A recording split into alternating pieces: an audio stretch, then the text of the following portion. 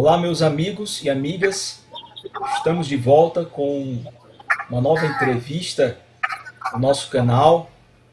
Gostaria de pedir antecipadamente aos que não são inscritos, por favor, inscrevam-se, assistam aos vídeos já produzidos que estão aqui no card, vocês podem procurar, e comentem as melhores entrevistas, os vídeos que vocês mais gostam, podem comentar e compartilhar.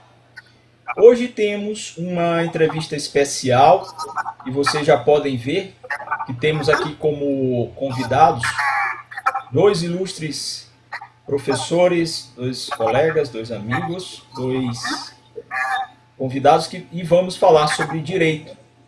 Não só sobre direito, mas também sobre algumas questões que estão em torno de temáticas como fake news, pesquisas na área de comunicação, direito internacional e trazer também alguns elementos de atualidade acerca do mundo contemporâneo a partir da visão do nosso convidado e do Dr. Paulo, que também gentilmente recebeu o nosso convite para participar dessa conversação. Tá? A conversa vai se dar entre nós que estamos aqui no Brasil, eu que estou no Nordeste do Brasil, na cidade de São Luís, estado do Maranhão, o Dr. Paulo, que também está no mesmo estado, contudo, está em outra cidade, mas ao centro, né? Acho que no sertão, se eu não estiver enganado, no centro do nosso estado, e o professor Augusto Aguilar Calahorro, que é nosso convidado de hoje, que encontra-se na cidade de Granada, na Espanha. Professor, primeiramente gostaria de agradecer a sua gentileza de participar dessa conversa conosco. Muito obrigado. Um prazer, muito obrigado. Paulo, também quero te agradecer pela participação neste momento. Para mim é sempre um prazer estar presente no seu canal e também justamente com o professor Augusto, que é um dos grandes professores da Universidade de Granada, tem muito a contribuir nesta tarde conosco. Obrigado, professor Augusto, pela sua presença também. Obrigado, Paulo, graças.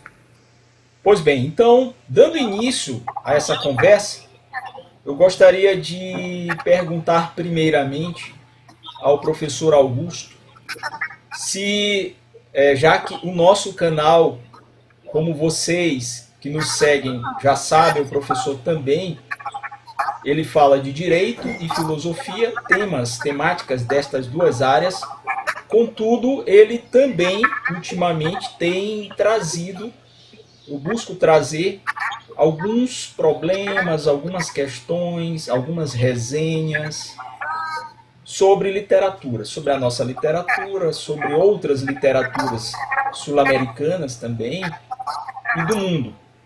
E antes de nós entrarmos na seara jurídica e falarmos aqui sobre direito europeu, sobre política e economia, eu gostaria de perguntar ao professor Augusto se por acaso ele conhece alguma coisa da literatura brasileira, de qualquer tempo, professor, não só do presente, pode ser de qualquer outro momento, e se já leu algum escritor ou escritora brasileira, e o que poderia citar para a gente, qual é a referência de literatura brasileira que o senhor tem aí na Espanha?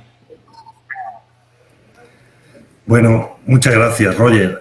Yo tengo que, primero voy a comenzar demostrando mi total incultura en el ámbito de la literatura brasileña, en el ámbito de la narrativa, sobre todo, ¿no? De Brasil, obviamente en España todos conocemos a la poesía cantada de Vinícius de Moraes, ¿no? de Jobim, y realmente a mí no tengo un conocimiento sobre narrativa y literatura brasileña, pero sí me he interesado por la poesía brasileña y por algunos ámbitos de poesía brasileña. Quizá porque cometemos el error, o no es un error, de identificar Brasil y el portugués brasileño, que dicho sea de paso, es mucho más cálido y se comprende mejor en España que el portugués de Portugal, que es mucho más cerrado. Sí, sí. Y lo identificamos siempre, este portugués, con un sonido poético. Y debo decir que no conozco mucho la narrativa brasileña, pero sí me gusta un poeta, particularmente en el ámbito brasileño, que sí estudié en unos cursos de poesía, me gusta mucho la poesía, he escrito alguna cosa de poesía, y que estudié en aquellos cursos de poesía y que desde entonces me ha acompañado mucho, ¿no? Que es Ferreira Goulart, ¿no? Ferreira Goulart. Sí. Es uno de los grandes poetas que tengo ahí de cabecera, que me acompaña mucho y me gusta mucho porque es muy sencillo, es muy sencillo. Para empezar, se puede leer en español perfectamente, aun si no conozco bien el portugués, pero se comprende perfectamente en español y se puede leer en la lengua original. Y después, porque me gustó mucho esta teoría del no objeto, ¿no? Del no objeto, sí, sí. de Goulart, que trabajamos en aquellos cursos de poesía que hice mientras estudiaba en la universidad y que me llamaron mucho la atención porque ya estudiaba Derecho y sin pasar ya a la parte jurídica, pero identifiqué de alguna manera con una ideología, una forma de comprender la poesía y el arte antipositivista, ¿no? Antirreglas. Sí. Me acuerdo cuando estudiaba en la universidad y tenía un grupo de amigos que escribíamos poesía y nos juntábamos algunas noches en nuestro antiguo colegio de la infancia, nos colábamos, subíamos a un campanario de una iglesia y allí habíamos hecho un club que llamábamos de proesía, de prosa y poesía. Sí. Nos juntábamos por la noche con unas velas y leíamos lo que habíamos escrito y Ferreira Goulart nos acompañaba mucho porque no nos interesaba en aquella época realmente una visión racional de la vida o de la poesía, unas reglas escritas y claras, sino la experiencia sensorial que puede haber detrás de cualquier forma de arte, y por eso me llamaba particularmente la atención, ¿no? Y siempre me ha gustado, porque es sencillo, tiene unas ideas, creo que son muy fuertes, muy potentes, pero al mismo tiempo teniendo un concepto de poesía y de arte muy claro. De hecho, ese manifiesto de, me corrige Roger, neoconcretismo, neoconcrecionismo. Sí, neoconcretismo. Del neoconcretismo, teniendo muy clara una idea de poesía, sin embargo hace una poesía fuerte, sencilla y que a mí siempre me ha llamado la atención particularmente, ¿no? Esas ideas que él tiene de yo soy todo el mundo, pero al mismo tiempo no soy nadie. Es algo muy fuerte y siempre me ha acompañado. Y recientemente he descubierto a una poeta de mi edad, muy joven, que no sé de qué lugar es, tenía por aquí apuntado un nombre porque tenía por aquí un pequeño librito, que se llama Julia Carballo. Julia Carballo, no sé si la conocen allí. Es una poeta muy joven que hace una poesía que me interesa mucho porque es una poesía muy natural, ¿no? Se podría llamar una... Eso lo digo yo, porque seguramente no hay aún estudiosos de su poesía porque es muy joven, pero una ecopoesía, ¿no? Sí, sí. Es bellísimo. Habla sobre el espíritu de las plantas, la conexión entre el mundo y el ser humano dentro de un mundo ecológico, de un mundo verde, y me llama mucho la atención, primero, porque es de Brasil, que es el pulmón del mundo, el pulmón verde del mundo, y donde sabemos que hay una batalla durísima, ¿no? en favor de la técnica y el avance industrial y la conservación natural. Y la poesía de esta mujer, de Julia Carballo, es muy sencilla, pero también muy llena de contenido en un siglo XXI donde el problema ecológico se ha convertido en un problema de supervivencia de la especie. E incluso llego a atisbar, no lo sé, habría que hablar con ella porque la descubrí hace poco, ¿no? A Julia Carballo, y habría que atisbar si no tiene una fuerte influencia también de Ferreira Goulart, por esa sencillez, ¿no? de las poesías y esa belleza. Tiene una frase que dice: busco en el viento la conciencia de las plantas. Es algo muy sencillo, pero muy cargado de sentido y muy vincula mucho la conciencia del ser humano, la conciencia de la naturaleza y una espiritualidad, un espíritu que va mucho más allá del arte, de la poesía, una espiritualidad que yo creo que es esencial, como hablaremos después. O curioso é que Ferreira Goulart, ele é natural da cidade de São Luís. Isso. Capital do Maranhão, que é exatamente a capital do nosso estado. Sim. O interessante é verificarmos que do outro lado do Atlântico, né, no velho continente, como nós chamamos a Europa, mas no velho no bom sentido, ou seja, de um continente mais experiente, verificar professores jovens como o senhor que se debruçam sobre um profissional da literatura que é brasileiro e, coincidentemente, nascido em 1930, na nossa capital de São Luís, estado do Maranhão, que foi um celeiro, antigamente conhecida como Atenas maranhense, né? Então, Ferreira Goulart foi e contribuiu muito para o âmbito da Academia de Letras, inclusive ele tinha um assento, né, na Academia Brasileira de Letras. É muito interessante e gratificante para nós. No sabía que era de São Luís, no lo he buscado a propósito, no sabía que era de o Goulart, professor, ele nasceu aqui na cidade onde eu estou hoje, né? Que eu moro, nasci, vivi, trabalho, vivo, né? Que é São Luís. Ele é nascido aqui, nasceu aqui na época que o professor falou, que o nosso amigo Paulo falou, o Dr. Paulo, e ele depois foi para o Rio de Janeiro e lá ele se tornou conhecido nacionalmente e depois pôde levar sua obra também para fora do Brasil, mas ele é nascido aqui na mesma cidade que eu vivo e nasci. É muito interessante. Ele faleceu há pouco tempo, salvo engano, foi em 2016 mais ou menos, ele já deveria ter uns 86 anos em média. Sim. E ele era, além de um grandíssimo escritor, ele era crítico de arte e crítico literário. Por isso essa mirada, essa visão aí, né, que o professor Augusto destacou, né, da sua poesia, da poesia dele, do Ferreira Goulart. E hoje há muitos jovens poetas, né, que têm surgido também com essas influências, que é muito bom, né? E aí o professor citou uma jovem poeta que trabalha com a questão da poesia ecológica, né, que fala também do meio ambiente. Então isso por si só já é muito importante. E da minha parte, sim. A nossa conversação ela já começou de uma forma boa, né? Já claro.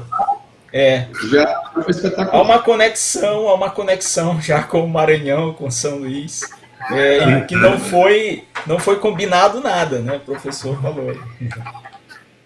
Da minha parte, eu tô lendo um autor espanhol que é esse aqui, ó, que é o Arturo Pérez Reverte. Arturo Pérez Reverte, que escreveu uma obra que aqui é traduzido como A Rainha do Sul, La Reina del Sul, né? Que dizem é muito bom. Eu vou começar a ler agora. É um prosador daí da Espanha. Ele é da cidade de Cartagena. Sí, es uno de los grandes escritores de España. Sí. Un bestseller también, pero es un tipo académico de la lengua, de la Academia de la Lengua Española, muy duro y participa mucho en muchos debates políticos, escribe mucho en prensa y hace una literatura muy histórica, ¿no? Es una persona que estudia mucho la historia de España y hace una literatura muy, muy histórica de grandes batallas del siglo XIX, de la época de oro española, y fue un gran periodista de guerra. Fue un periodista de guerra y también tiene algunos libros muy interesantes sobre historias vividas en la guerra, sobre todo la guerra de Bosnia, en la guerra del este europeo, ¿no? Que hubo en los años 90, donde tuvo un papel muy activo como reportero y fue un gran periodista. A mí me gusta mucho. Es muy duro. Porque es un... Pero bueno, muy duro porque es muy bueno también. Me gusta mucho y además escribe unos libros que se leen muy rápido porque son batallas con grandes personajes históricos y me gusta mucho la novela histórica, me gusta mucho. Sim. Me alegro de que... Outro autor espanhol que eu gosto muito está bem aqui atrás, ó. já da área da filosofia, que é o José Ortega y Gasset. Esse aqui eu leio desde quando comecei a estudar filosofia na universidade. E aí já é uma outra questão, né? Uma outra época, uma outra visão, mas para mim, junto com Miguel de Unamuno, né? São duas figuras que marcaram o século XX, dois grandes pensadores espanhóis que transcendem, né? Transcendem a Espanha, né? Eles vão pro resto do mundo, eles pensam também o mundo, né? E o José Ortega y Gasset é uma dessas figuras que eu sempre retorno, né? Eu retomo a ler, retorno às suas leituras, que é muito bom. Sí, son de los grandes. Ortega y Gasset, hombre, a nivel europeo y en el mundo entero es conocido y tiene su eslogan, yo soy yo y mi circunstancia, sí, ¿no? Sí. La idea de la revolución de las masas, yo creo que fue además precursora en los años 30, antes de la Guerra Civil Española incluso, ¿no? Sí, y de la Segunda Guerra Mundial. Es precursora de lo que ocurrió después de la sociedad del consumismo, sí. Del triunfo del capitalismo global financiero, la idea de la revolución de las masas. Sí. Cómo los lugares se llenan de masas y hay un consumo de masas de cultura, ahí la gente va en masa al cine, compra en masa, y cómo ese concepto de masa cambia la filosofía del ser humano. Y yo creo que fue un visionario, un gran visionario. Perfeito, perfeito. Professor, outra coisa mais, além do que o senhor colocou, o José Ortega y Gasset, ele foi sim um visionário, tanto é que ele antecipa algumas coisas que a escola de Frankfurt trabalharia depois, né? Os frankfurtianos lá, Adorno, Horkheimer, ele trouxe um pouco antes, ele viu um pouco antes. Uma dessas coisas é o que o senhor acaba de falar sobre a ideología de las masas y el consumo, ¿no? Sí, sentó las bases y sobre él se construyó una filosofía europea, continuó desarrollándose la filosofía europea, de hecho, y el derecho también, también tuvo mucha, por esa visión en el ámbito del derecho, en el ámbito de la filosofía, en el ámbito de la política, tiene mucha fuerza, ¿no? Hace poco, esto solo para los que han estudiado algo de derecho, ¿no? Pero hace poco estaba leyendo, estoy escribiendo un libro sobre derechos y estaba buscando el concepto de los valores, ¿no? El concepto del valor, los valores, ¿no? Sí.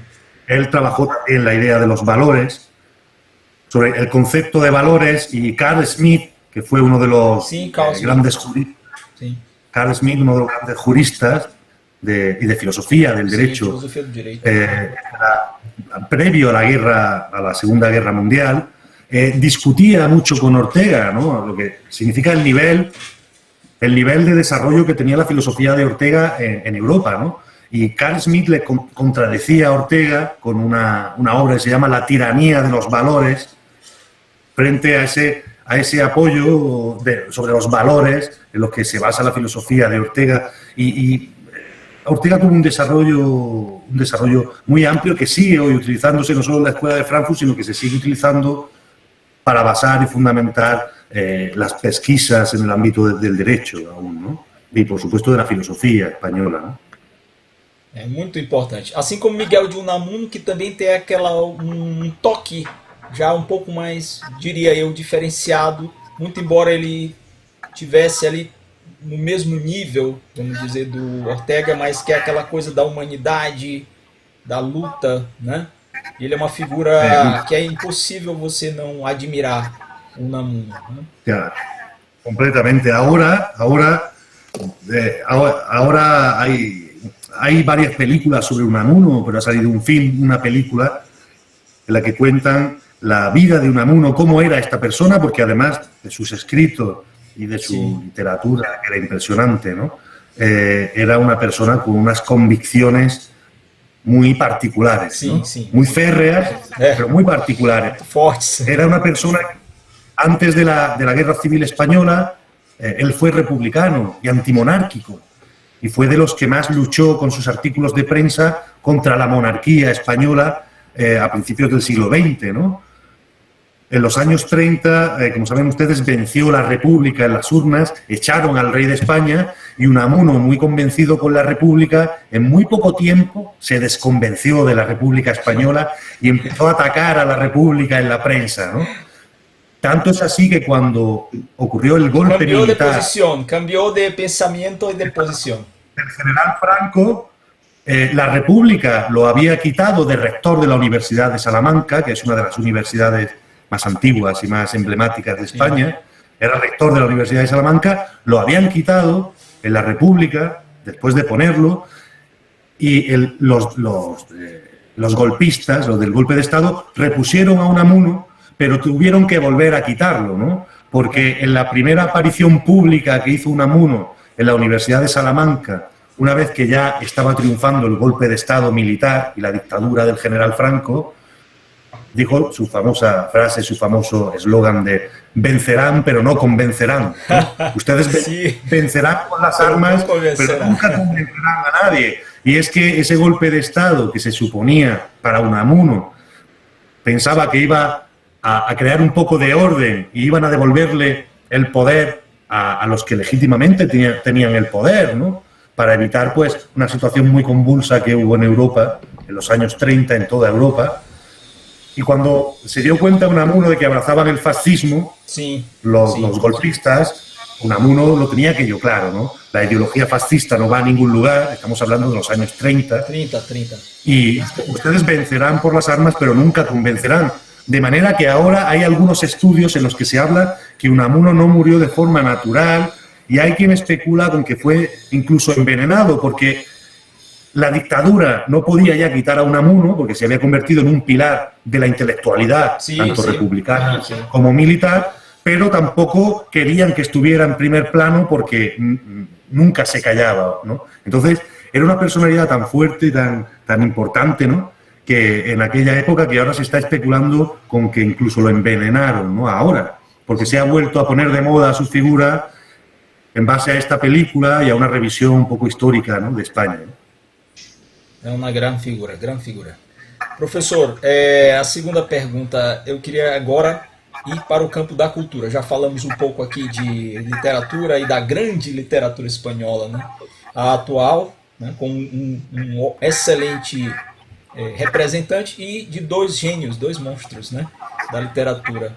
Melhor dizendo, ainda do pensamento, né? Melhor dizendo, do pensamento. E sobre a sua região, para as pessoas que vão nos acompanhar aqui nessa charla, nesta conversação, falar um pouco, se pudesse falar um pouco sobre a região em que se encontra a cidade de Granada, né, na comarca de Veiga de Granada, se eu não estou enganado. Que o senhor falasse um pouco acerca da importância do patrimônio histórico nessa região, que é belíssimo. Eu não conheço, eu conheço Vigo, eu estive em Vigo, Valência e ali no Parque Nacional de Jerez, né? Mas não conheço ainda, quero conhecer, então que o senhor falasse um pouco acerca do patrimônio artístico, cultural e arquitetônico, que é dos mais ricos dessa cidade, dessa região, e da questão histórica, né? Rapidamente, obviamente, nós não vamos entrar em grandes detalhes, né? Da herança moura, do que ficou aí e que acabou se fundindo, né, com a arquitetura e com a história espanhola, e tornou-se algo único. Vale, de acuerdo. Yo soy un granadino muy orgulloso de Granada, ¿no? Granada está en el sur de España, en la parte sur, que tienen presente Granada, es esa península que sale de Europa y que hace de frontera entre África y el resto de Europa. Por el norte está cerrada, esta península ibérica, junto con Portugal, está cerrada por una cordillera muy alta que se llama los Pirineos. Y que en la historia de España ha hecho que la influencia europea en el último siglo pues se haya limitado, ¿no? Porque España está ahí entre África y Europa, es una frontera natural entre África y Europa. Granada está en el sur, así que estamos muy cerca del continente africano, muy cerca, y eso pues ha supuesto que haya un patrimonio histórico, cultural y artístico increíble aquí en esta región del sur, ¿no? Granada es una ciudad que pertenece al estado de Andalucía, una comunidad autónoma. No somos un estado federal en España, entonces tenemos comunidades autónomas, no estados. Pero mi estado se llama Andalucía y Granada es una ciudad de Andalucía. Andalucía, al estar en el sur, cierra todo el Mediterráneo y deben pasar por la punta de esa punta tan estrecha de apenas son unos creo que son, bueno, son muy pocos, no me atrevo a decirlo, pero son 30 kilómetros, 40 kilómetros entre la punta de Andalucía y África, ¿no? Por esa punta tan estrecha, el Mediterráneo desemboca en el Atlántico. Así que Granada y Andalucía, concretamente, beben de toda la cultura mediterránea durante siglos. En Granada hay primeros restos íberos, que fueron los primeros pueblos que hubo en esta zona de Andalucía, íberos, ¿no? En el siglo VII a.C. Posteriormente fue invadida por los cartagineses, Cartago, ¿no? Cartago. Sobre todo con Aníbal, el famoso Aníbal. El conquistador. Conquistador, y posteriormente... Terrible.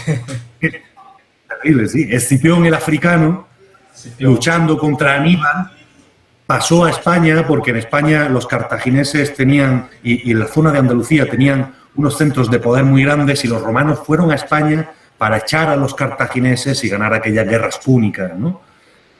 Desde entonces España tiene muchos restos romanos, muchos. Hay ciudades, fue muy romanizada, Andalucía también, la Bética. De hecho, de Granada no, pero de al lado de Granada, una ciudad muy pequeña, Sevilla y Córdoba, llegó a dar 2 emperadores romanos, Trajano y Adriano.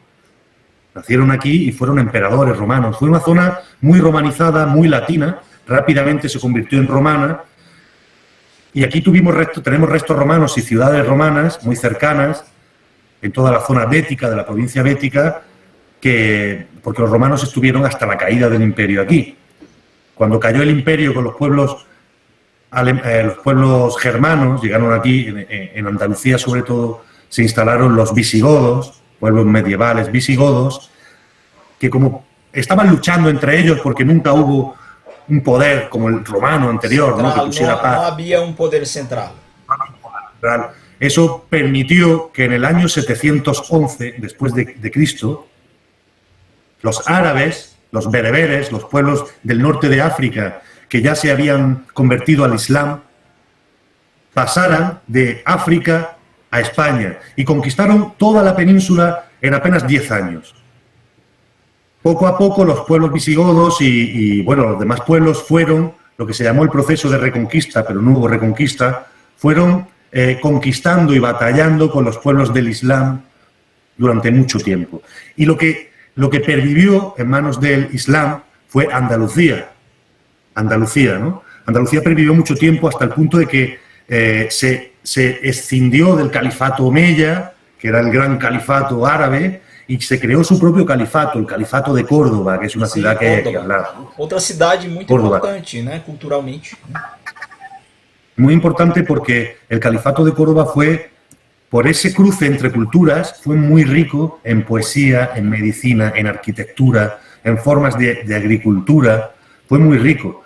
Pero claro, la batalla entre cristianos, pueblos cristianos y pueblos islámicos fue continua hasta el punto en el que todo el poder del Islam quedó reducido en España a el reino de Granada. El reino de Granada. De manera que Granada estuvo en manos del Islam, de la cultura árabe, desde el año 700 hasta el año 1492, año del descubrimiento de América.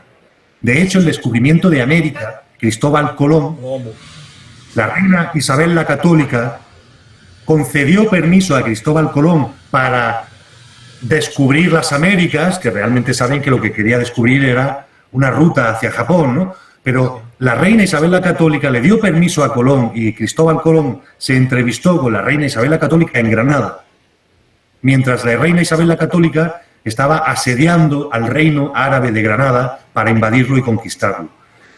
Y Colón partió en su viaje y Granada fue al mismo tiempo vencida y conquistada por el catolicismo en el año 1492.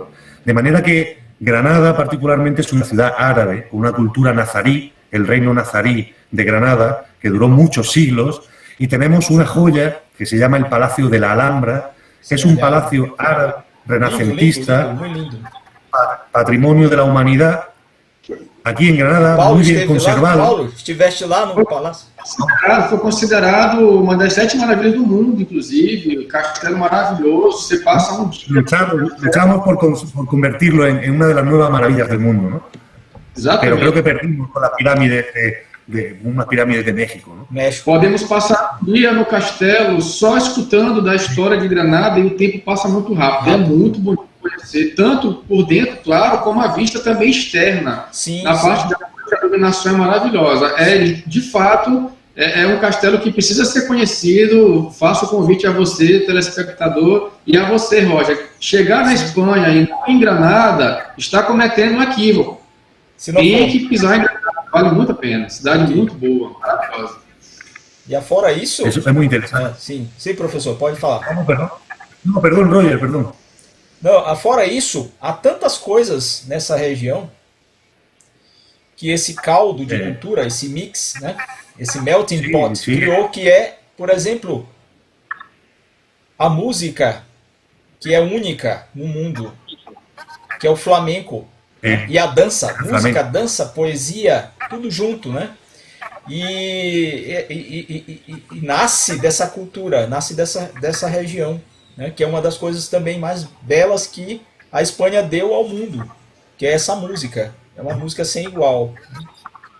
Tem uma linha melódica, né? Tem uma linha melódica diferente, uma linha melódica heterogênea, mas que no fim das contas faz um sentido, né?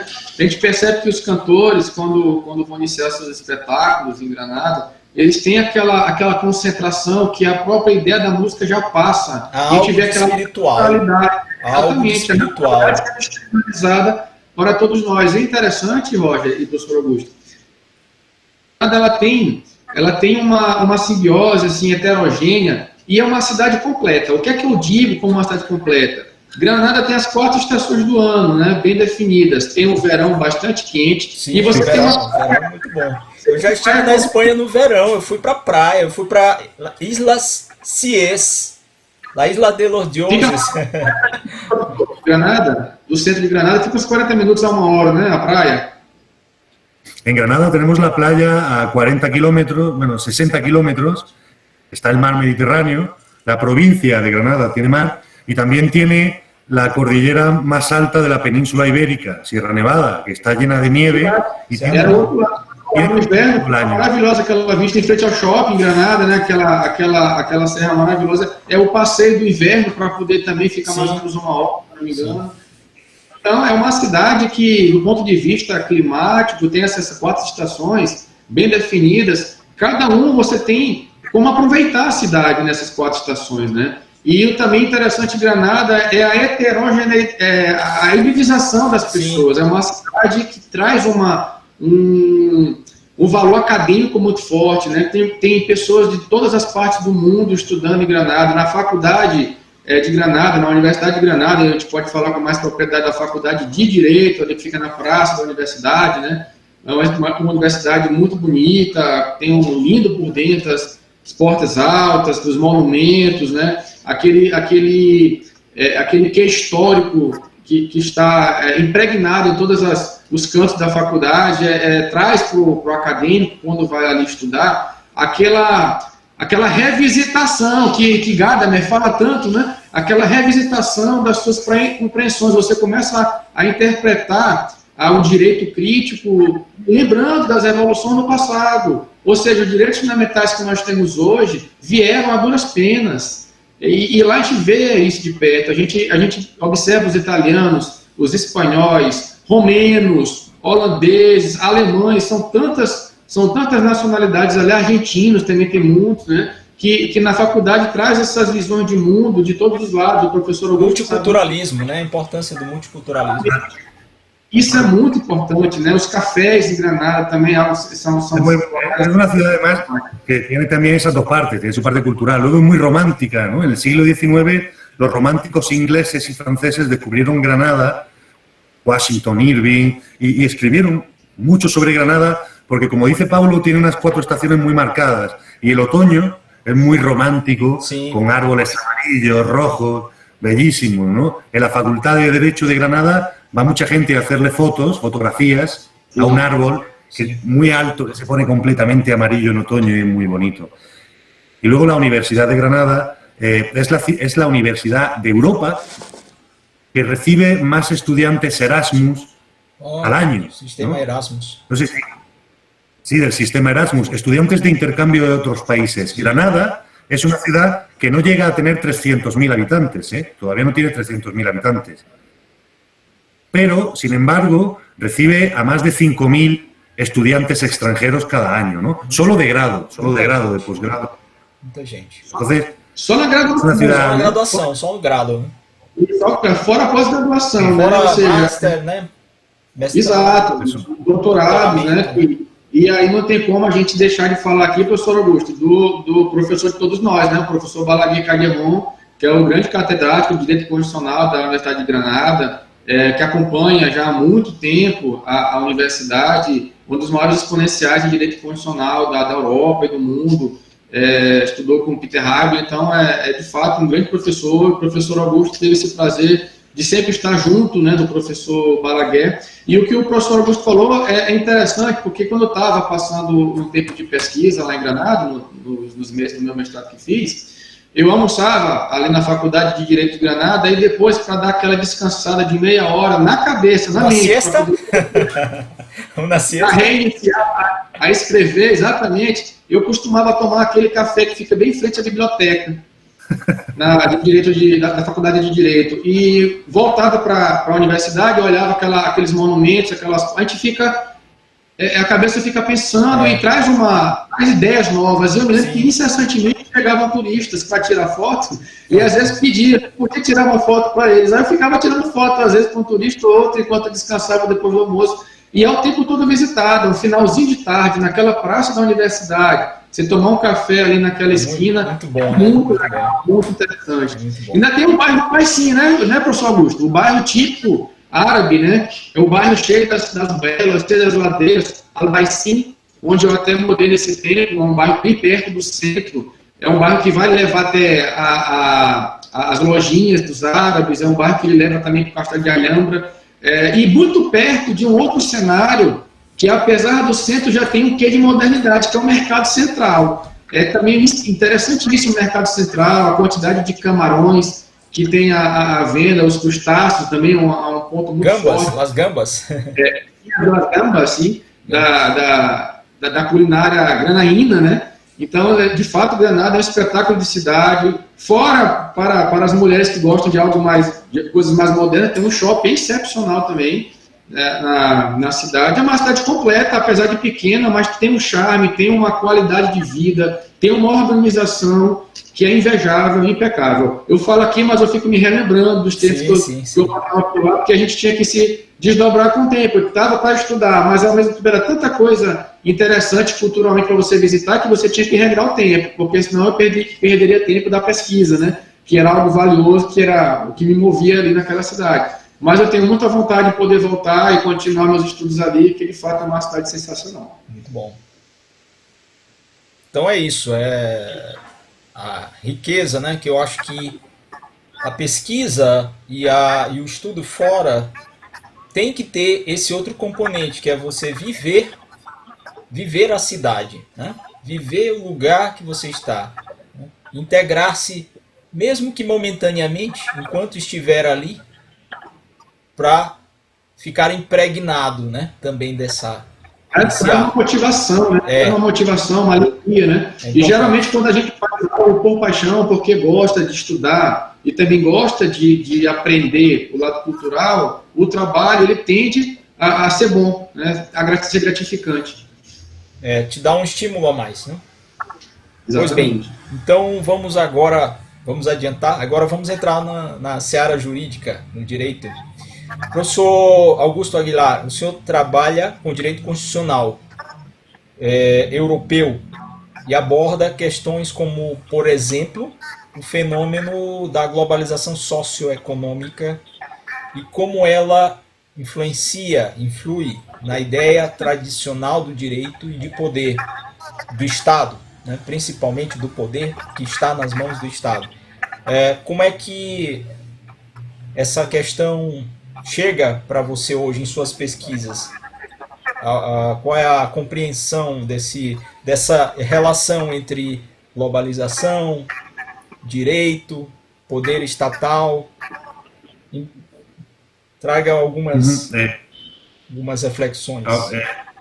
Esta es una línea que la Universidad de Granada, en mi departamento, en la Escuela de Granada de Derecho Constitucional, se ha trabajado mucho, ¿no?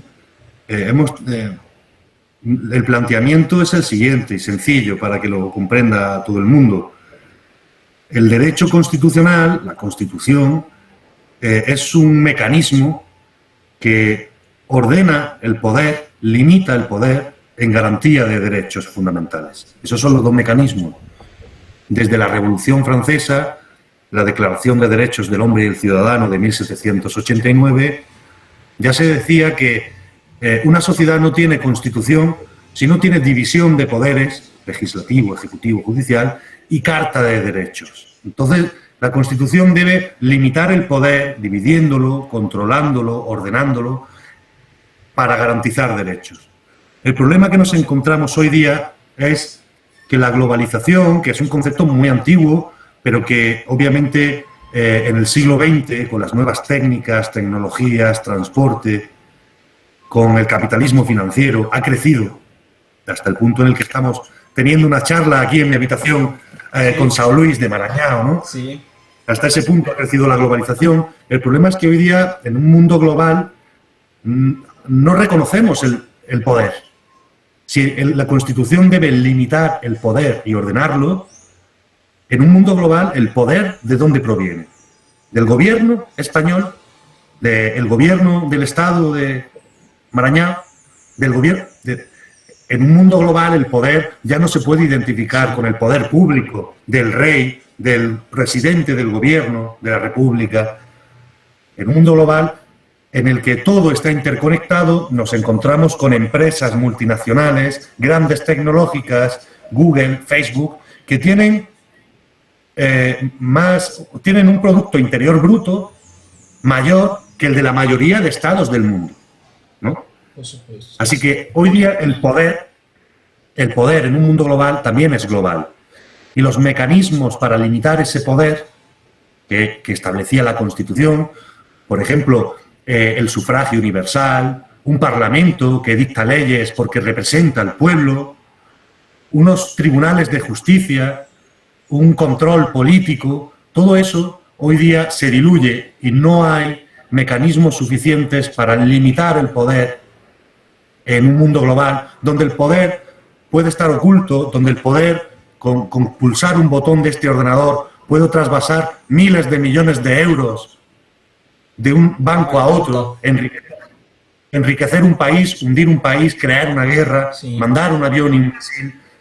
Hoy día, este es el gran reto del derecho en general, ¿no? Y del derecho constitucional. Si tenemos que limitar el poder, hay que volver a definir el concepto de poder y hay que volver a definir el concepto de derechos. Porque los derechos ya no son los derechos del ciudadano de Brasil ni del ciudadano español. Los derechos son universales porque las relaciones globales son universales y entonces hay que elevar los sistemas y tratar de crear, y esa es la perspectiva que tenemos en Granada, ¿no? A través de los escritos y el apoyo continuo del profesor Peter Heberle, que es uno de los grandes constitucionalistas alemanes, que ha trabajado mucho en Brasil también, ¿no? También. Pues la idea, en nuestra perspectiva, es que hay que elevar los mecanismos para limitar el poder y controlarlo, sacarlos del ámbito del Estado y subirlos, elevarlos a un ámbito supranacional, más allá del Estado. Sí. Hay quien habla, Luigi Ferraioli, de un constitucionalismo global, crear mecanismos constitucionales globales, una asamblea global real, un sufragio global real, unos derechos globales reales. En Europa se está intentando con la Unión Europea, que de ser un mercado económico, poco a poco, en un procedimiento de spillover, ¿no?, poco a poco ha ido integrándose lo político hasta el punto en el que los tratados de la Unión Europea se consideran una constitución en lo material, ¿no? Tiene una carta de derechos para toda la Unión Europea. Todos los europeos votamos nuestros representantes en el Parlamento de la Unión Europea cada 5 años. Eurodeputados. Nuestros diputados.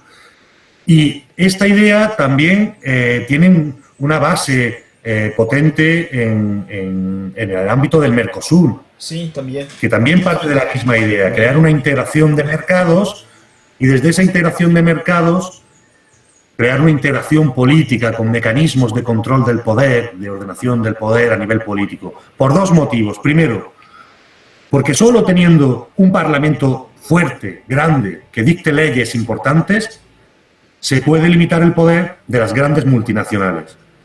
Google y Facebook está siendo multado continuamente, no por España. España no le puede poner multas a Facebook y a Google, que está en los Estados Unidos de América, en Silicon Valley. Pero la Unión Europea y la Comisión Europea sí. ¿Por qué? Pues porque la Unión Europea representa a 500 millones de usuarios de Facebook y de Google. Y si la Unión Europea corta el grifo, Google y Facebook pierden 500 millones de usuarios, ¿no? Entonces, también en el ámbito del Mercosur se podría hacer. De esta manera se puede reordenar el poder siempre en garantía de derechos, siempre en garantía de derechos. Esta es la perspectiva que utilizamos en mi departamento para analizar pues ya todas las cuestiones jurídicas del derecho y ver cómo tienen que evolucionar, qué debe cambiar, cómo se puede amoldar a una nueva realidad, ¿no? E é muito importante ter em conta que realmente, como o professor Augusto bem destacou, o poder ele está para além dos estados nacionais, né? Esse poder econômico, ele dita regras, ele faz um lobby, né? Ele tem um lobby muito forte, inclusive com congressistas, com parlamentares, né? Com estados até, através dessas forças que são forças econômicas, forças financeiras representadas pelos grandes grupos, esses grupos que ele acaba de citar, né? E, de fato, se os estados nacionais, se os países não tiverem mecanismos de controle, porque tem de haver um controle também, né, sobre isso. Não se controla apenas o cidadão, se ele cumpre as leis, né, e se as pessoas seguem o que a Constituição diz, mas também essas instituições que são supranacionais, né, multinacionais, e que por vezes atuam num âmbito que o Estado não consegue perceber, às vezes, essa ação, né? Ou quando percebe é quando o consumidor, quando o cidadão está sendo prejudicado pela ação dessas empresas, né, que visam muito mais o lucro, não querem saber se o país, né, está preocupado ou não com algum tipo de produto ou de serviço que ela disponibilize ou que ela forneça. Então, realmente é uma questão muito, muito complexa. Eu diria até que, seguindo e lembrando o Zygmunt Bauman, né, liquidez da sociedade está atingindo também a liquidez, está chegando ao poder. Ou seja, esse poder que a gente não vislumbra, que nós não conseguimos entender mais, né, que nós não conseguimos ver onde está quem controla as coisas, nos leva a acreditar que há também uma fragmentação, uma liquidação, né, uma liquidez, um esfacelamento desses poderes centrais históricos, né, o rei, o soberano, o estadista, o primeiro-ministro, o presidente, né, são questões que o legislativo dos países tem que se atentar bastante, né? E os próprios executivos também, seus líderes, porque há algumas repercussões disso na seara social, né? no campo social. É uma questão complexa, né? As fronteiras elas se quebraram, né, Roger?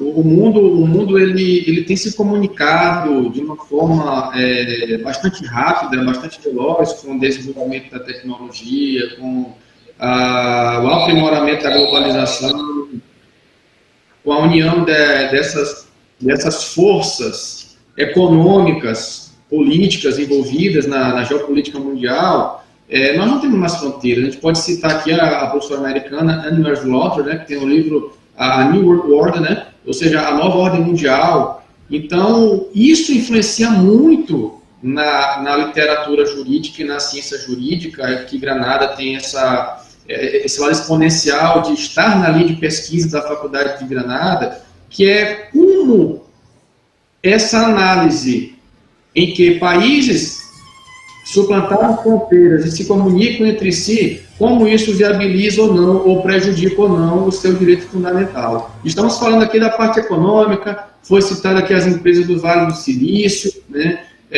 que são as propulsoras das fake news, que são propulsoras de uma série de situações que ocorrem no ecossistema virtual, mas e os direitos fundamentais? Para onde estão indo? Ou seja, como se protegem os direitos fundamentais no constitucionalismo global, nessa nova ordem constitucional do século XXI? Isso é uma resposta que todos nós buscamos, e é uma resposta que perpassa necessariamente por um estudo rígido, demorado, de obter essas informações, esse contexto que Granada tão bem proporciona com o professor Augusto e os professores que ali estão. Professor, como foi que o senhor viu a saída da Inglaterra da União Europeia? Ou pelo menos, o que pensa sobre a questão da saída? Qual a implicação jurídica da saída de um importante membro da zona de países que constituem a União Europeia? Esta saída, em sua percepção, ao seu ver, ela foi resultado do início de uma crise, ou ela foi o elemento que pode colocar em xeque, colocar em questão o futuro da União Europeia, essa saída da Inglaterra? Ha sido completamente traumática dentro de Europa, ¿no? Y en el ámbito europeo.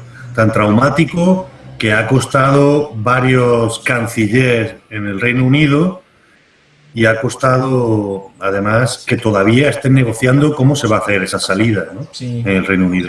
Es muy traumática y tiene consecuencias terribles.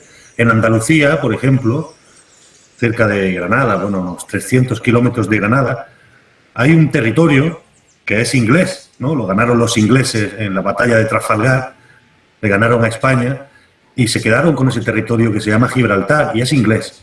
O estreito, pero onde tem o estreito, ¿no? Estrecho. Decenas de miles de andaluces Sí. trabajan todos los días en ese territorio. Van y vienen. Ahora se encuentran con una frontera, ¿no? Antes no existía esa frontera, con una frontera cerrada. Y eso está planteando muchos problemas. También en el norte de Irlanda, Irlanda del Norte, toda la zona de Belfast, que pertenece al Reino Unido, también han tenido el gran problema de si la salida del Reino Unido de Europa significaba volver a crear una frontera, porque la Unión Europea se ha construido eliminando las fronteras. Sí. Eliminando las fronteras para el comercio, pero también para las personas. Pessoas. Pueden viajar entre países sin necesidad de pasar ninguna frontera. No hay frontera.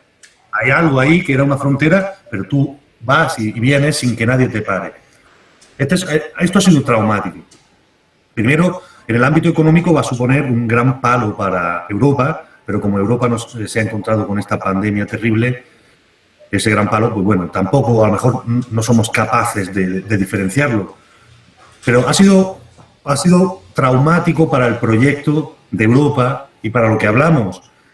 Si queremos más unidad y queremos que esa unidad sea democrática, sea una unidad constitucional, sea una unidad basada en derechos, lo primero que tenemos que asumir es el principio democrático por el cual mi voluntad no se impone, sino que tengo que aceptar que la voluntad de la mayoría, siempre con unos límites, unas garantías para las minorías, la voluntad de la mayoría decida. La salida del Reino Unido significa lo contrario, y significa que la Unión Europea no es democrática. Porque un país al que no le gusta algo puede salirse, puede irse, ¿no?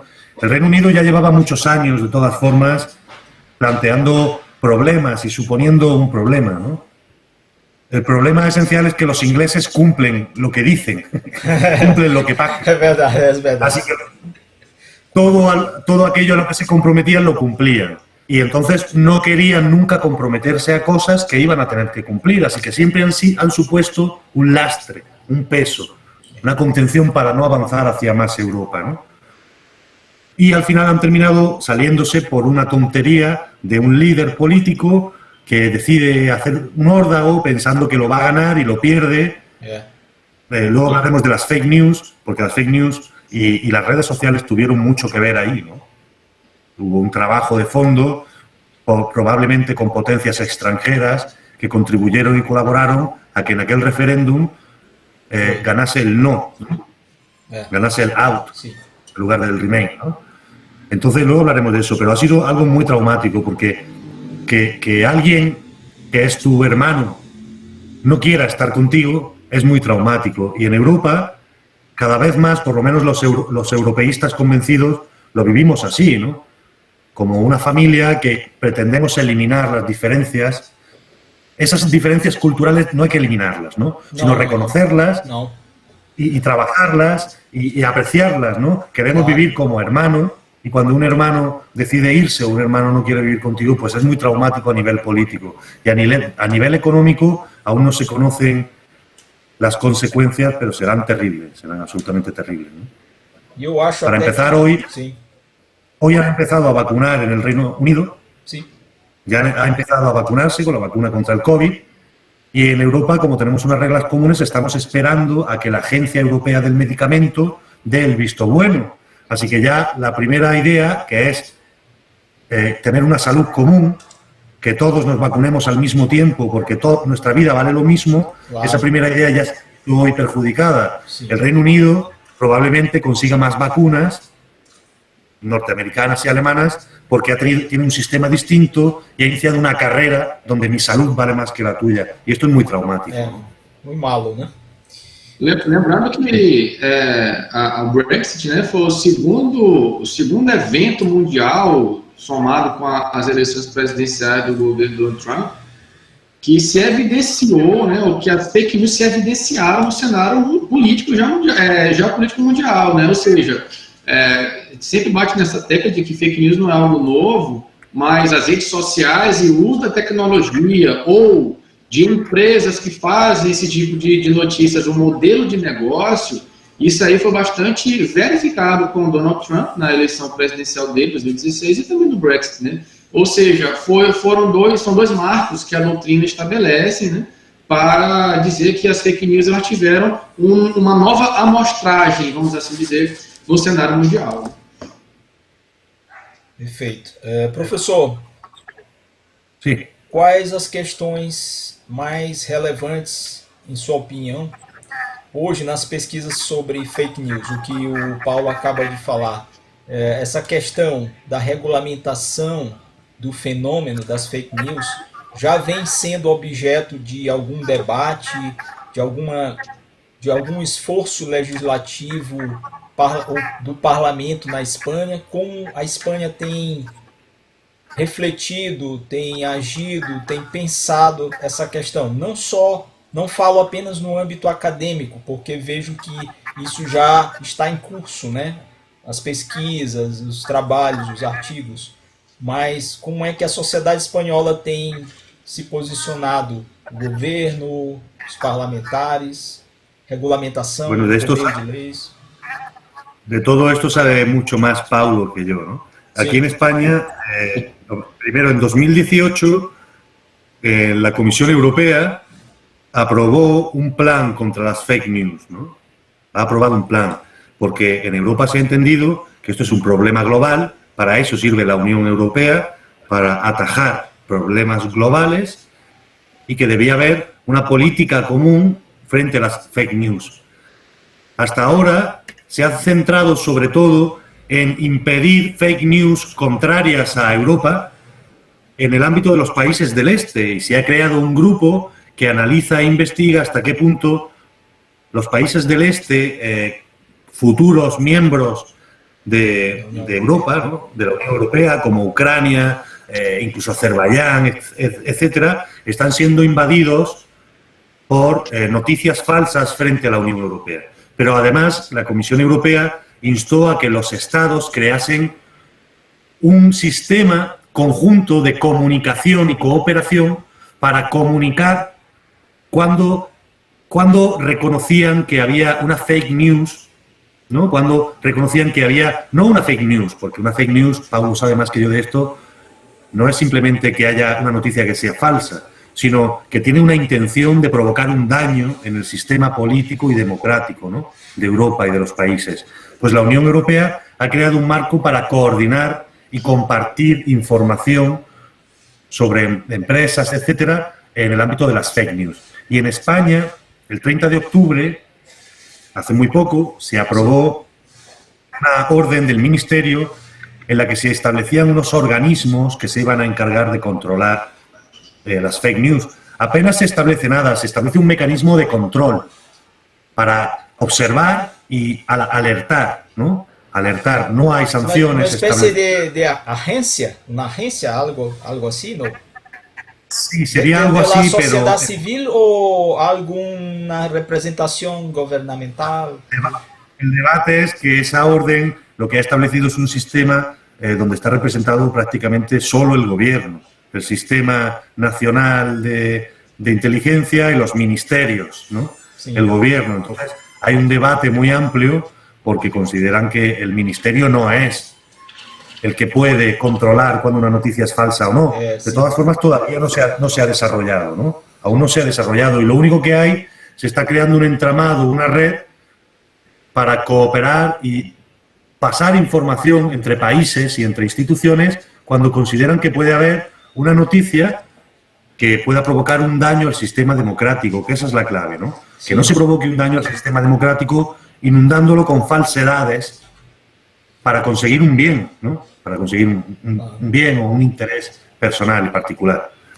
Pero, como digo, Paulo sabe mucho más que yo de esto. Imagina, quem me ensinou fake news foi o professor Augusto. Ele é o grande pesquisador. Inclusive, Roger, ele tem um projeto que é de... Ele poderia até explicar, professor Augusto, poderia explicar para nós, para os brasileiros, para os maranhenses, o projeto que o senhor tem de pesquisa aí na Espanha, o que significaria, qual objeto. Seria interessante que o senhor pudesse explicarlo. Bueno, el proyecto se centra realmente en las redes sociales, porque, como Paulo sabe, la cuestión de las fake news es muy amplia, ¿no? Es muy amplia. Pero entonces nos hemos centrado básicamente en un proyecto en el que queremos analizar hasta qué punto las redes sociales, y nos referimos a las grandes redes sociales, Facebook, Twitter, etcétera, ¿no? Las redes sociales influyen en los procesos de deliberación democrática. Y lo intentamos hacer también con mucha cooperación por parte de Brasil, analizando pues, los textos jurídicos, las normas a nivel europeo y a nivel español, todas aquellas normas donde las redes sociales han podido suponer un cambio, ¿no? Un ejemplo. En los sistemas de votación democrática en España, cuando hay unas elecciones, la ley orgánica sobre las elecciones establece que el día de antes de la votación, ¿no?, ese día es la jornada de reflexión. No se puede hacer campaña electoral, está prohibido. Perfecto. Y el día de la elección tampoco. No tenemos un sistema norteamericano donde el mismo día de la elección pueden ir a tu casa para insistirte para que vayas a votar. Eso está prohibido. Es jornada de reflexión, el voto es libre, no es obligatorio, y la gente tiene que reflexionar. Y está prohibido hacer campaña electoral. Pero pensemos en las redes sociales. Un político que se hace una foto en Facebook paseando al perro el día de la jornada de reflexión, o curiosamente paseando por el monte con unas ovejas y unas vacas, y que basa su campaña política en un proyecto ecológico, eso se puede hacer, es de su ámbito privado, ¿no? Y hasta qué punto en las redes sociales, en Facebook, se puede ese día hablar o no hablar sobre las elecciones y quién está detrás de esos comentarios, ¿no? Sí. Claro, sí. Esto supone un cambio. La ley, en este caso, fallaría porque no ha tenido en cuenta la influencia que puede tener las redes sociales en ese aspecto.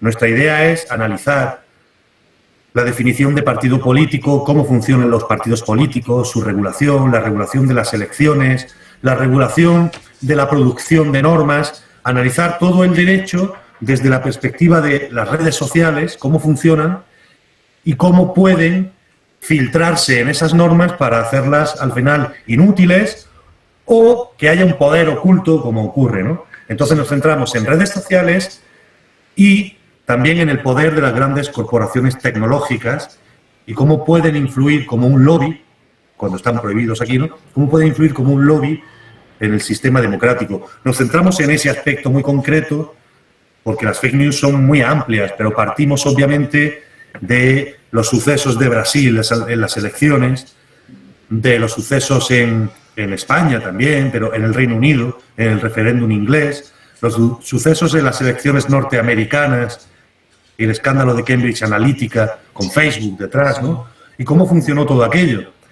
Si uno ve y analiza todo el sistema, dice hasta qué punto está prohibido que Facebook pueda analizar perfiles personales para invadir de publicidad a personas concretas. Se sabe que en los Estados Unidos de América el resultado, la victoria de Trump anterior, fue por muy pocos votos, porque se centró una campaña a través de Facebook en unos condados determinados, ¿no? Sí. Donde a la gente, a través de Facebook, pagando como publicidad, se le bombardeaba con imágenes para cambiar su voto. Por ejemplo, como dice el profesor Balaguer en sus estudios, que es un miembro de este proyecto destacado y también codirector, a aquella gente, Facebook era capaz de analizar qué personas sentían aversión o miedo por los perros, ¿no? Sí. Por su comportamiento en Facebook psicológico, y entonces a esas personas se les invadía con imágenes con Hillary Clinton acariciando un perro. Así de sencillo. Así que era algo... Eso no está prohibido. No está prohibido. No está prohibido hacer publicidad. Ni está prohibido en ninguna legislación ahora mismo. Lo que plantean los Estados Unidos es un problema ético y lo que plantea hasta ahora es un problema ético. Lo que nosotros queremos analizar es que realmente no es un problema ético y que hay mecanismos en el derecho para impedir que eso ocurra, porque si eso ocurre, rompes y destruyes la democracia. Si destruyes la democracia, destruyes la sociedad y destruyes el derecho, ¿no? Así que tienen más ulteriores consecuencias, ¿no? Ese es nuestro proyecto. É um projeto de grande valor, de grande importância, porque como trata da parte política de democracias que são emergentes, né, querendo ou não, perpassa aí por uma análise aí do cyberpopulismo, né, dos governos populistas, até que ponto essas redes sociais influenciam, até que ponto pode controlar ou não o indivíduo. É uma pesquisa de bastante... envergadura, né, de peso, né? Para que nós possamos aplicar no nosso cotidiano. O professor Augusto está de parabéns por essa pesquisa, o professor Balaguer e Granado também. Será de grande valia para todos nós. Com certeza. Até porque nós temos visto, né, a força... Hay participantes de Alemania, hay muchos participantes de Brasil, ¿no? El profesor Ingo Sadler participa. Y tenemos participantes de muchos países, Italia, Portugal, Alemania. Hay participantes a nivel internacional, ¿no? Para entender mais valor, né? E é uma pesquisa importantíssima. Realmente o fenômeno tem que ser entendido para depois ser controlado, se assim for, né?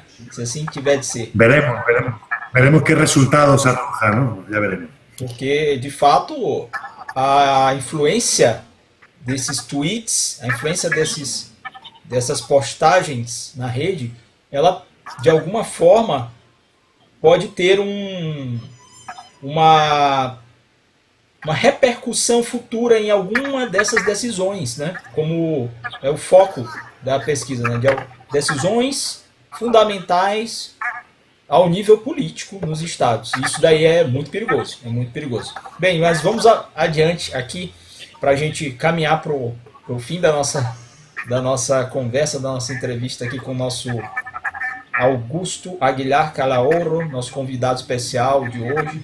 Estamos aqui com o Paulo Brasil Menezes também, que gentilmente acompanha aqui essa conversação. Eu queria perguntar agora ao professor Augusto sobre ainda as questões atinentes aos direitos fundamentais, em relação a esses direitos fundamentais que têm sido reconhecidos pelas constituições democráticas nacionais e sobre até mesmo as normas supranacionais nesse meio, nessa temática.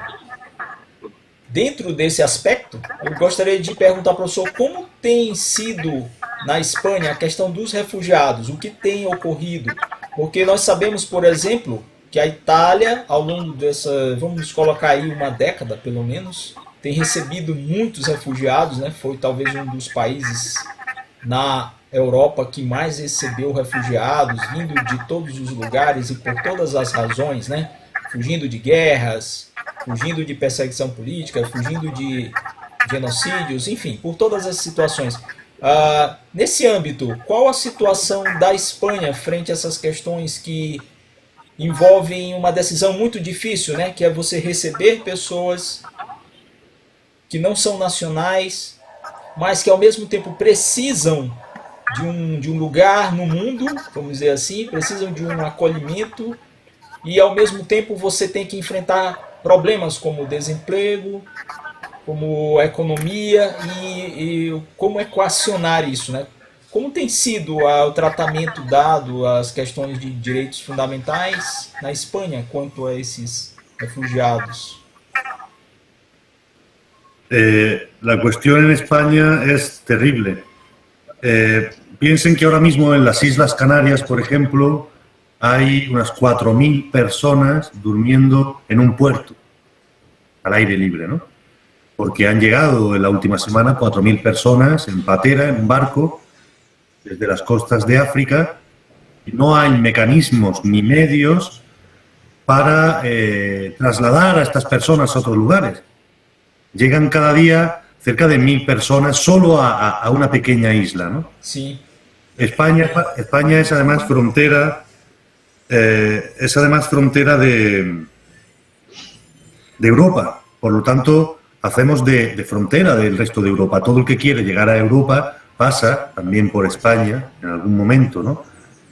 Y la cuestión es terrible porque estamos viviendo un momento en el que todos los valores de la Unión Europea se vuelven falsos y mentira por el tratamiento que estamos dando a las personas que vienen buscando una vida mejor, ¿no?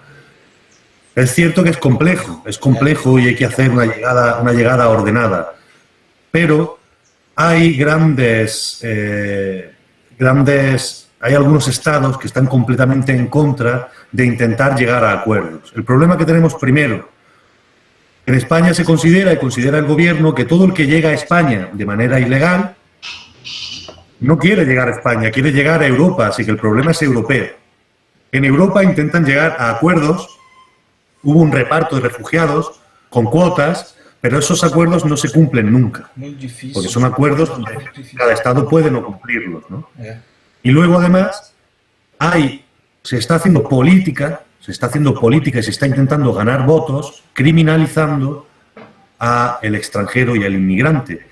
Si pensamos en Hungría con Víctor Orbán, en Polonia, pensamos en Italia con Salvini, ya no está Salvini, menos mal, pero si pensamos en los partidos de extrema derecha y los partidos iliberales, que se llaman, su política y todos sus votos provienen de criminalizar al inmigrante, ¿no? De manera que las políticas que siguen son criminalizando al inmigrante.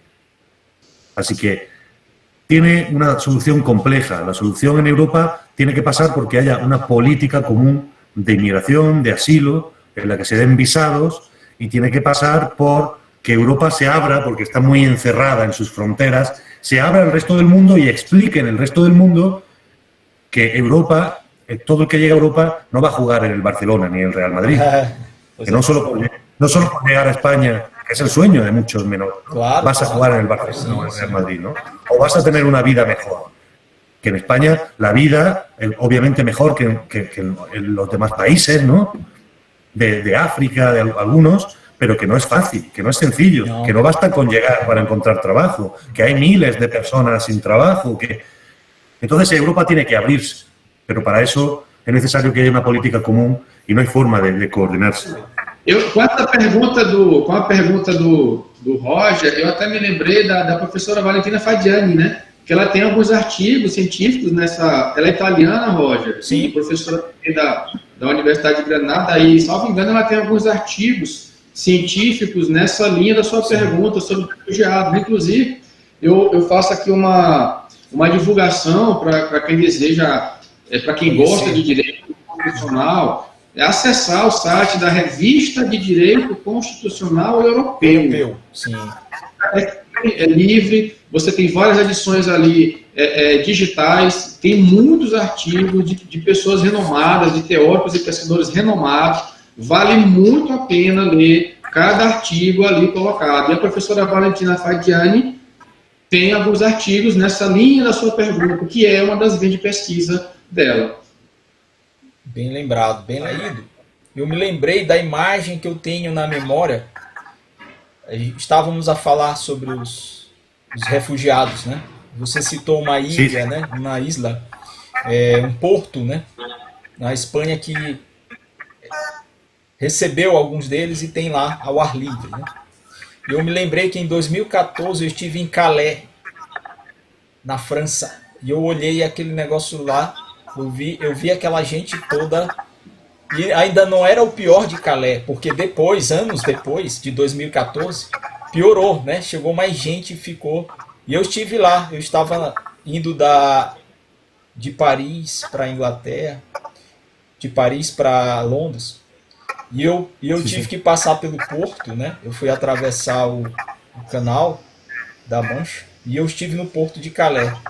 E na passagem para o porto, né? Para você pegar o ferry boat, eu vi aquela gente toda lá e eu senti a dimensão do quão complexo e do quão difícil é o problema para a humanidade, não é só para a Europa, é para todos nós, né? Porque eu olhei aquilo lá e eu fiquei assim, como eu resolveria isso aqui? Se eu fosse um gestor público, né?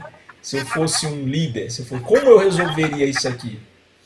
E a resposta é muito difícil. Aí eu me lembrei da imagem quando o senhor citou essa ilha, né? E esse porto espanhol que também tem gente ao ar livre. Não sei como Calais está hoje, lá na França. Não sei, não faço ideia. Mas a gente sente ali olhando, vendo, você sente a densidade, o peso e a complexidade da questão que temos que resolver algum dia, né? Temos todos, que eu digo, todos, né? Es un problema claramente causado y provocado por la desigualdad tan terrible, ¿no? a nivel global. Y causado, bueno, los números y las cifras están ahí, el mínimo porcentaje de personas que concentran el máximo porcentaje de riqueza en el mundo, ¿no? Así que ahí está el problema. El problema esencial es ese. Yo me planteo también, y también tengo discusiones con muchos compañeros sobre cuál es el mecanismo. El mecanismo me parece a mí que pasa, volviendo de nuevo a cuestiones ecológicas, pasa porque nuestro modelo de vida, nuestra forma de vida en lugares con un estatus medio, es un modelo de vida insostenible, absolutamente insostenible. Yo creo que se ha visto con esta pandemia, con el COVID-19, se ha visto en esta pandemia que nuestro modo de vida era absolutamente insostenible y pensábamos, por la crisis, y pensábamos que íbamos a aprender algunas lecciones. Pasa obviamente porque no podemos tener tanto, por mucho que nos duela. No podemos culpabilizarnos a nosotros precisamente, que no somos millonarios, no somos los millonarios del mundo, pero pasa porque obviamente nuestro modelo de vida, nuestro sistema de vida, basado en un consumo continuo, etcétera, no es sostenible y no es posible. No es posible. Es así de difícil y no va a haber solución a la cuestión migratoria, no va a haber solución hasta que se cambie ese modelo. Pero claro, nadie quiere renunciar a tener un smartphone de última generación y cambiar el viejo, o a tener una segunda residencia, o a tener 2 coches, 2 máquinas. Sí. Nadie quiere renunciar a eso, o a comprar ropa prêt-à-porter en Zara, que es producto español además, ¿no? En Zara o en Mango, y comprar todos los años ropa, ya no sabemos ni coser un botón, ¿no? No queremos renunciar a eso. No queremos renunciar a eso. Nos cuesta mucho trabajo, pero esa es la única solución. Por mucho que pensemos, Son miles de millones de personas, miles de millones de personas. Y Europa no puede hacer de frontera continua, impedir que entren esas personas. El problema es que en Europa hay una política de asilo donde aquellos que viven en países en guerra sí pueden estar, sí pueden venir. Pero hay grandes caravanas, hay grandes masas de personas en las que es muy difícil diferenciar lo que se ha denominado muy feamente migrante económico de aquellos que sí tienen condiciones de asilo. Es muy difícil diferenciarlo, de manera que en muchas ocasiones discriminas a los que sí pueden ser asilados porque no puedes distinguirlos de aquellos que vienen por una cuestión económica, ¿no? Sí. Y porque también esa distinción es absolutamente absurda. Es muy difícil. Tengo compañeros que trabajan haciendo entrevistas continuas y todos los días deben distinguir quién realmente está siendo perseguido en su país de origen por orientación sexual, También. quién está siendo perseguido por su ideología política y quién no. ¿Cómo lo puedes distinguir, no? Sobre todo, luego tenemos otro problema más grave aún, que es el de los menores no acompañados, menores que vienen solos y que por los derechos fundamentales deben ser acogidos y el Estado debe darles educación y vivienda hasta los 18 años. Pero a los 18 años llevan viviendo aquí 6 o 7 años y los dejan en la calle. Los abandonan. El Estado ya no se encarga de ellos. Ya no se encarga de ellos. Los abandona, ¿no? Ya no se encarga de ellos. Es una cuestión que solo tiene esa solución, pero solución jurídica, por mucho más que veamos, não tiene. Não tem. A curto prazo, não. Eu penso que seja necessário mesmo uma solução compartilhada. Só vai sair alguma coisa se houver essa troca, essa união de esforços entre vários e vários atores, né? No panorama global mesmo, não digo nem só regional, mas global. Senão fica muito difícil, a solução é muito difícil. Professor, em relação aos jovens, o senhor falou em crianças, jovens, nessa época onde temos as vantagens da comunicação, está tudo nas nossas mãos, nossos smartphones, todo tipo de informação, todo tipo de conteúdo, inclusive os conteúdos mais perigosos, né? Os menos recomendáveis. Há um paradoxo aí quando nós tratamos de uma liberdade que tem que ser respeitada, de comunicar, de informar, de compartilhar dados e informações e ao mesmo tempo uma esfera de proteção humana, da dignidade, dos valores éticos, que inclui também os mais jovens, as crianças. É perigoso isso? Como é que o senhor pensa essa questão?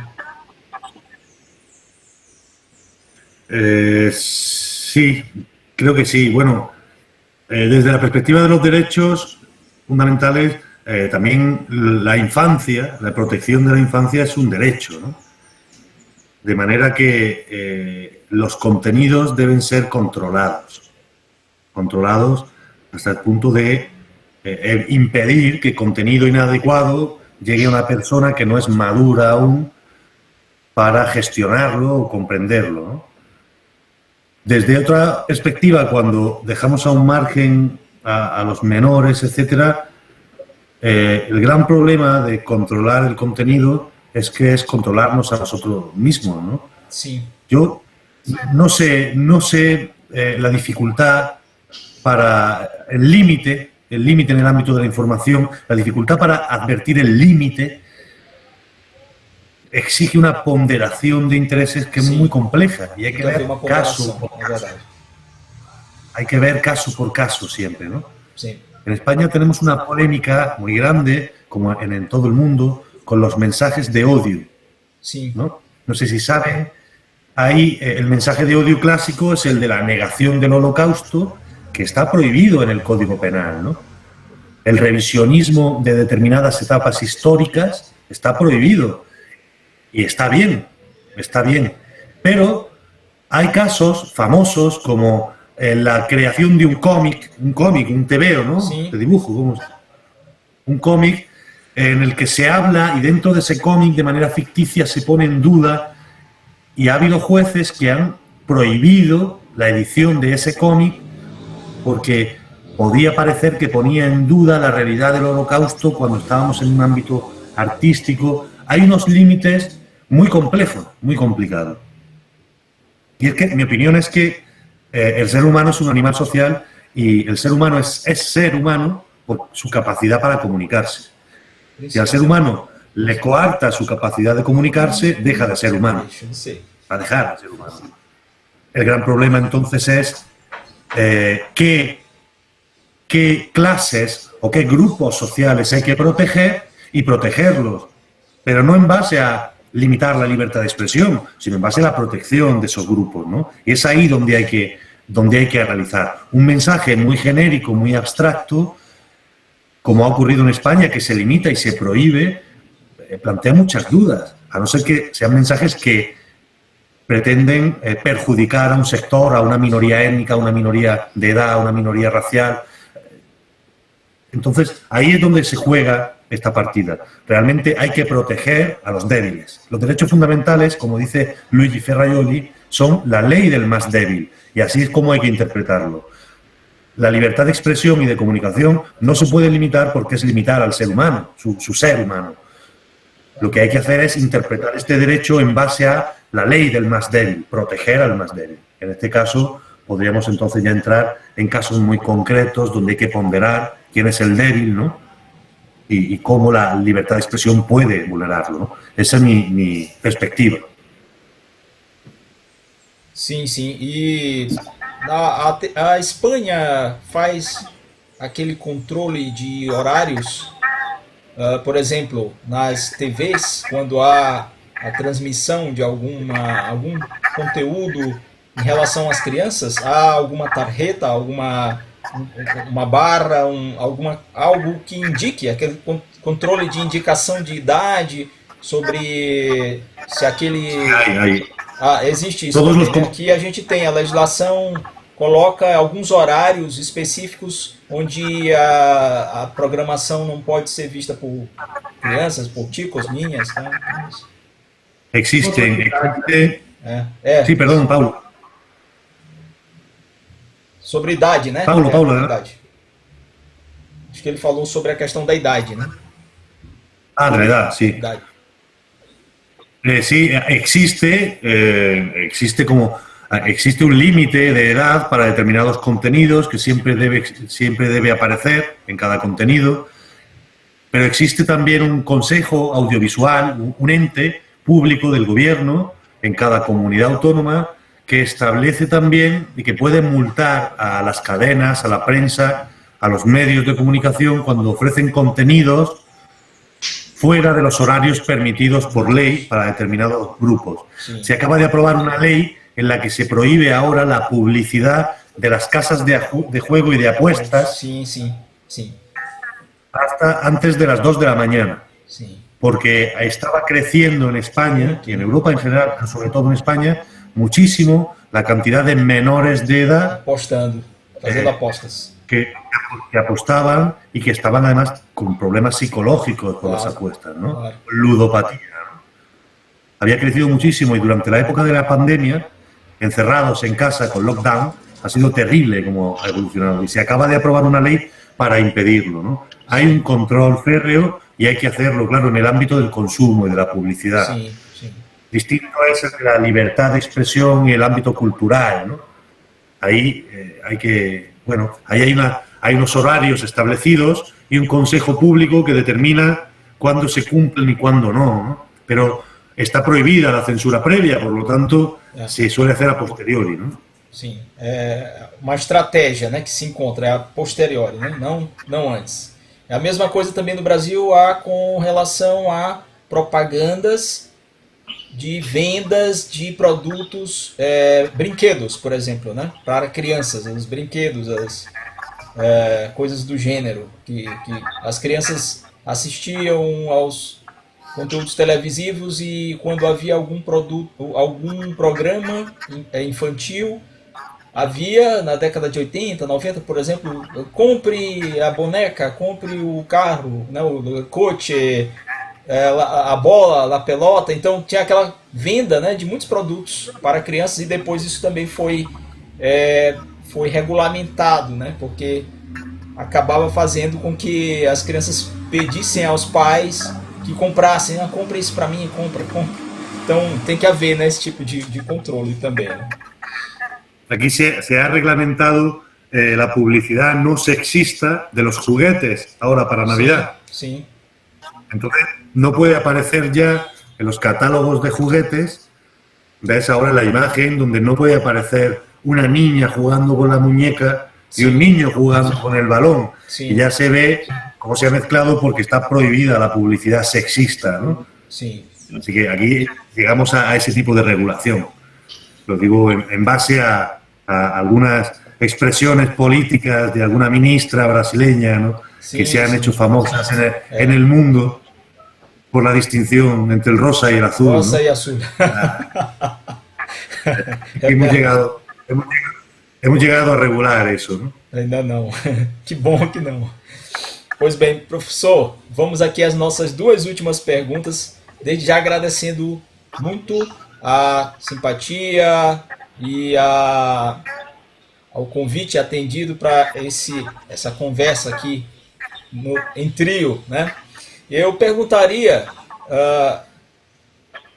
em relação à questão das trocas, né? Nós temos essas constantes trocas de informação à distância e online entre pessoas, né? E o Estado, como já foi dito anteriormente, perde cada vez mais o poder de ordenar, de fazer esse controle social. O senhor concorda mesmo com isso, que vai ser cada vez mais difícil ao Estado, aos poderes constituídos, o controle e a ordenação social? E a outra pergunta é, será que as pessoas precisam menos do Estado, ou será que ele, o Estado, que hoje tem menos condições de normatizar as relações sociais? Qual seria esse balanço aí entre...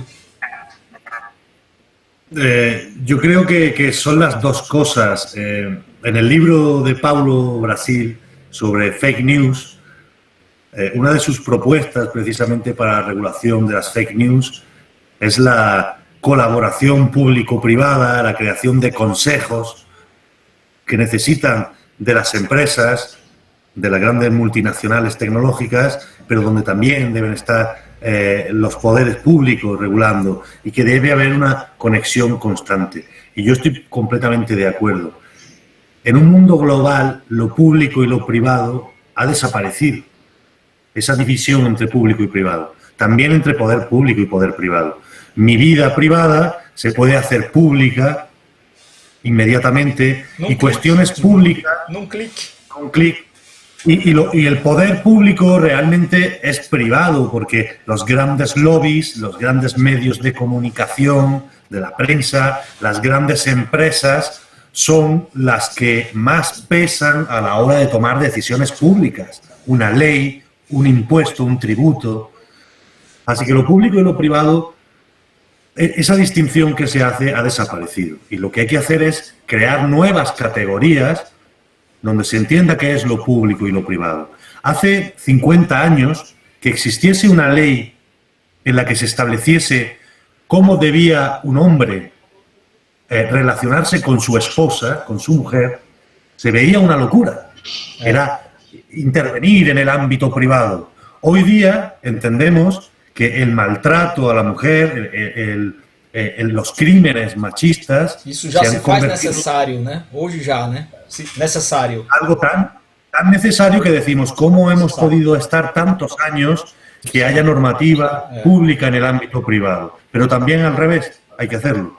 Sí. Lo privado debe ser capaz de llegar a lo público. Y aquí hablamos de democratizar los sistemas sociales, democratizar las relaciones sociales, pero también que la empresa privada, el sistema privado, debe participar en igualdad de condiciones con lo público, ¿no? Las personas físicas y las personas jurídicas se inventaron hace mucho tiempo, ¿no? Pues deben de verdad actuar como personas en un mundo más coordinado, ¿no? Lo público y lo privado es necesario que se estructuren para poder resolver todos los retos a los que nos enfrentamos. Facebook, me parece que tengo algún problema con Facebook, pero Facebook no debería ser una empresa privada, porque Facebook tiene mucho más poder que uma mera empresa econômica. É detentora de muita informação, talvez mais do que o Estado tem, né? Detém mais informação, mais dados do que os Estados talvez tenham sobre as pessoas. Isso é muito perigoso, né? Deixar na mão de um particular, né? É porque se mudou hoje em dia, no mundo, se mudou a ideia do que seja um valor econômico. O valor econômico hoje já não é mais a cártula, o dinheiro, agora o valor são os dados. Dados. Os dados são valores imateriais que vão reverberar em valores materiais enormes, gigantescos. Quem tem dados pessoais catalogados consegue fazer um sem número de situações e consegue, com isso, fazer também um modelo de negócio. E daria muito mais dinheiro, muito mais resultado econômico, proveito econômico do que pensaríamos, né? Então, o tanto é que quanto maior a proteção de dados, menor é a proliferação de fake news. E quanto mais dados pessoais estiverem disseminados nas redes sociais sem proteção, maiores são as probabilidades de notícias fraudulentas existirem, né? É muito importante. Eu queria até dar um exemplo, né, que o professor Augusto falou. Agora, alguns meses atrás, né, aquela missão da NASA em direção ao acoplamento da nave lá em relação àquela que levou os 2 astronautas, teve o apoio da SpaceX, né? Teve o apoio de uma empresa, a primeira vez que a empresa privada faz uma colaboração com o setor público para poder você fazer uma missão em nível planetário. Então, é um outro exemplo aí de que o afastamento do público do privado já é algo que superado, né? Está sendo superado. Agora é só aprimorar isso. Es cierto. Yo creo que el problema que hay es que lo público y lo privado lo entendemos desde una perspectiva económica siempre, ¿no? Sí, económica. sí. Y sin embargo, los aspectos públicos y privados no se pueden economizar. No se puede economizar Facebook simplemente porque su patrimonio sea privado, ni se pueden economizar los datos de las personas porque den dinero. Este es el gran problema que tenemos. Lo público y lo privado, en el fondo, nos daremos cuenta algún día, cuando no lo valoremos en términos económicos, que son la misma cosa, porque lo que hay detrás de lo público y de lo privado son personas que toman decisiones, ¿no? Sí. Y la cuestión clave aquí está en que esas decisiones puedan tomarse de la manera más democrática posible y que beneficien al mayor número de personas posible, ¿no? Bueno, ya lo decía Goulart, ¿no? Eso de una parte de mí es todo el mundo, otra parte de mí es nadie, ¿no? Nadie. Esa dicotomía que tenemos en la cabeza entre lo público y lo privado. Lo privado son las personas, lo público es el Estado. No, el Estado somos todos. La salud, el COVID-19, en esta época de pandemia, la salud es de todos. Las restricciones a la movilidad no las pone el Estado, nos las ponemos nosotros, por nuestra salud, ¿no? Y no se puede medir entre economía y salud en un momento como este, porque economía y salud es la vida de las personas. Entonces, nuestro gran problema es economizar todo, pensar en términos público o privado, y ahí surgen locuras como fake news, negacionistas, la idea de que Soros y Bill Gates nos quieren implantar chips a través de la vacuna, ¿no? Sí. Chips para controlarnos. Esto es un disparate. Hasta ese punto llegamos cuando economizamos las relaciones humanas, ¿no? É verdade. Então, vamos chegar ao fim com a última pergunta. Vamos caminhar aqui para nosso encerramento. Agora a gente já falou de literatura, falamos de Goulart, falamos de Granada, da beleza cultural, falamos do direito constitucional europeu, direito internacional, refugiados, fake news. Vamos fechar com futebol, já que estamos a falar de Granada. E no ano passado, quero crer, quem sabe mais aí, qualquer coisa vai me corrigir, o Paulo, que esteve por lá. A equipe, né? A equipe de Granada cambiou de classe, né? Cambiou de etapa, chegou até a La Liga, né? Primeira divisão. E como estamos falando com um granadino, melhor fechar essa charla, essa conversa nossa aqui com a pergunta se o professor Augusto tem ficado feliz, tem se sentido contente com o desempenho da equipe de Granada, com a participação do time em La Liga, nesta jornada, neste ano, e com a classificação no campeonato, porque pelo menos até onde eu sei, até a última rodada, estava ali entre os 7 primeiros, né, professor? Sí, está el 8, el octavo. Isso. El 8. 8, né? Pues yo estoy muy orgulloso. El Granada, después de 50 años, ha vuelto a la primera división, Sim, ¿no? sim. Volvió.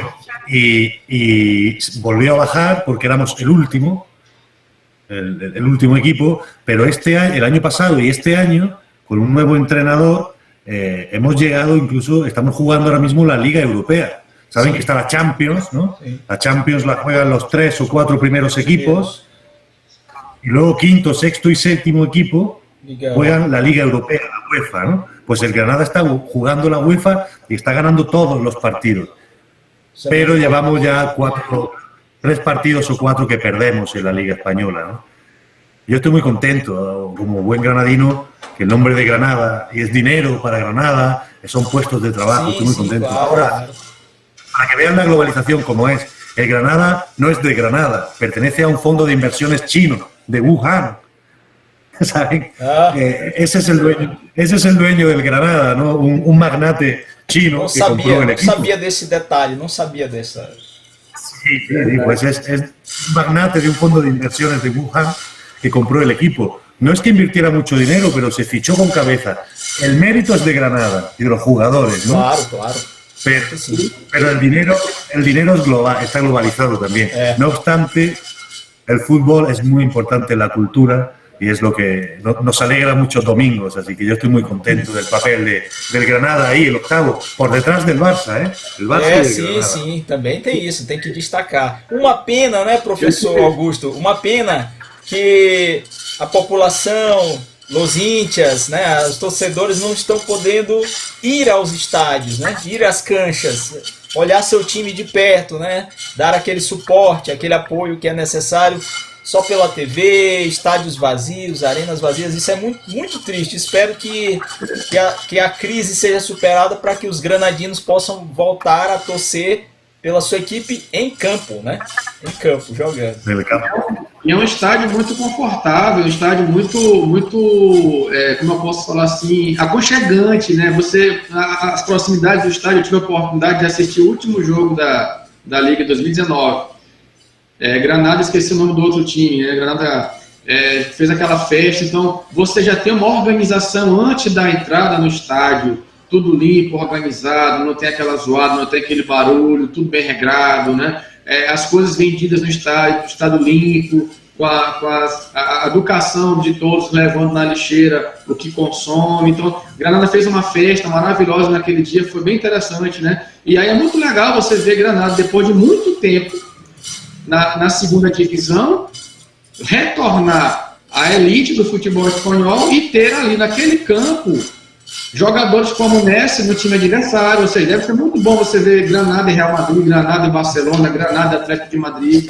É muito legal, né?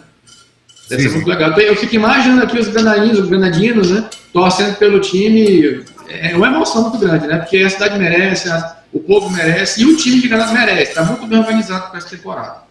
Es un orgullo, es un orgullo.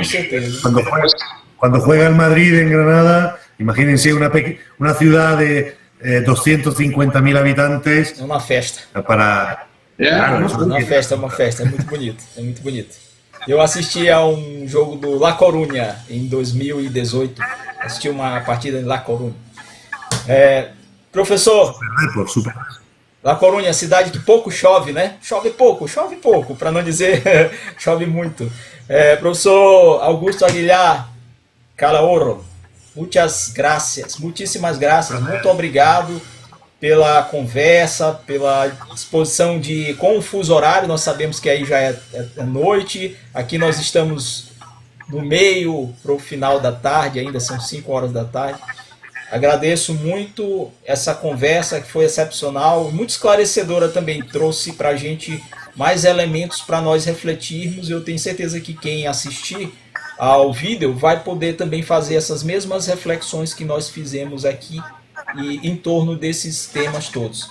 E agradecer também ao Paulo Brasil Menezes, Dr. Paulo, que fez essa ponte entre Maranhão e Granada, né? Entre Granada e São Luís, entre o Brasil e Espanha.